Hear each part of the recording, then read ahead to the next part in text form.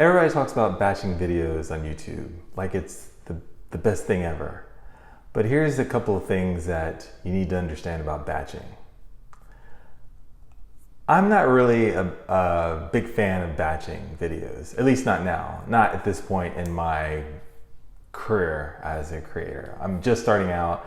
I haven't built the muscle of creating videos, and when I start to batch videos, I lose the muscle memory or the rep of doing it over a period of time. So you could actually do, I mean, if you had the resources, you could do like 10 videos in a day. If I remember correctly, I think Oprah would shoot all of her shows like on 2 days, and then she'd have like the rest of the week not to film. So she would shoot in batch, and let's go all the way back up.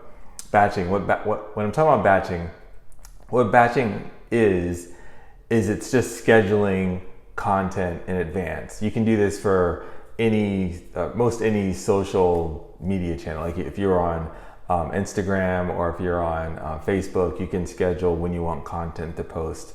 I mean, it's not that big of a deal now, but back in the early days of social media with these things, it was like you had to come up with software or something like that to do it. So on YouTube, you can do the same thing. You can actually batch your videos. You can record at one point and then schedule them into the future. And so it's great because you can continue to provide content over a period of time when you're not available or you don't want to do something or whatever. So that's what batching is. I'm not a fan of it, not early on, because I'm still getting used to the rhythm and flow of producing videos. So that's where I'm at. However, you can use it, and this is where I actually like it, or turned out I love it, to continue to have content be created or shared or distributed while you're doing other things. We had a family trip. Went on a trip with the family.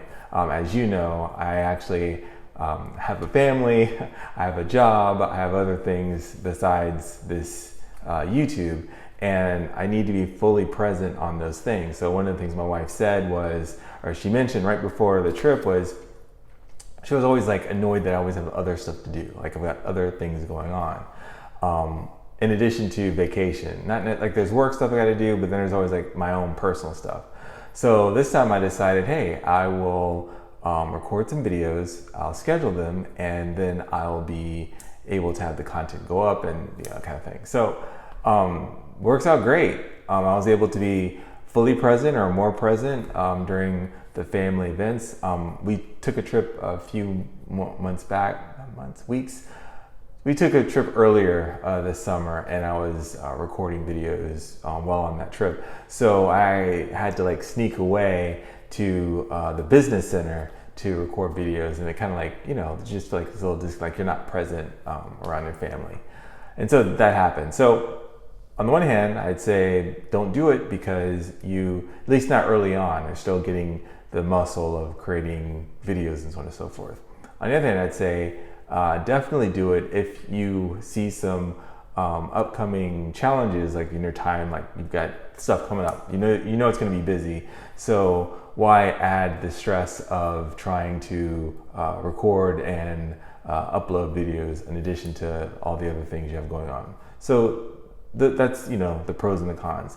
Another con that I don't like is because you get out of the rhythm of recording videos, it's kind of like hard to get back on the horse, so to speak. So you record videos, you have the videos posted, you don't have to record, but then you're kind of like getting used to not recording. Kind of like if you go to the gym, you go through that initial soreness of the muscles, and then you're through it, you're working out regularly, the muscles are no longer sore, you feel like you're not doing anything anymore.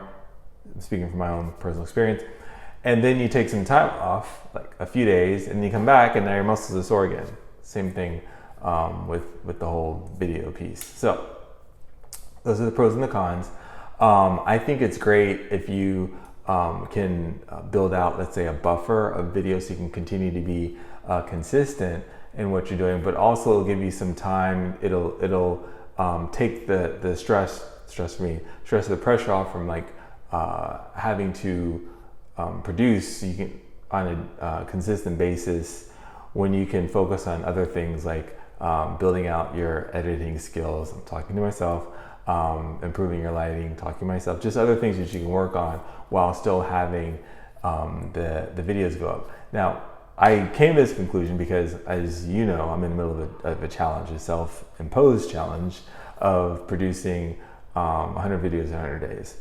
And so one thing about any challenge is there's a start point and there is a finish point. It's wonderful things about challenges. There's a start and there's a finish. And you know, when you're in the middle of the challenge, whatever challenge it is that if you stop whatever it is you're doing, you either start all over again or you lose that momentum that you had in what you're doing, and things end up taking longer. So you might have an end date of 3 weeks from now, but you took some days off. Now we're looking at 4 weeks. You know, it just continues to go on until forever, and you just never actually finish. So it was important for me to be consistent, to stay consistent in what I'm doing.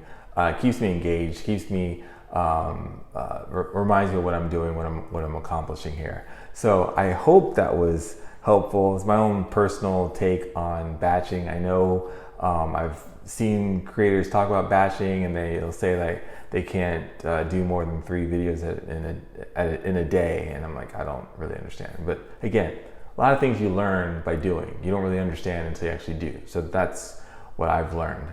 Yes, the days do start, not days, the videos start to blend. They start to run into each other because you're producing video after video after video.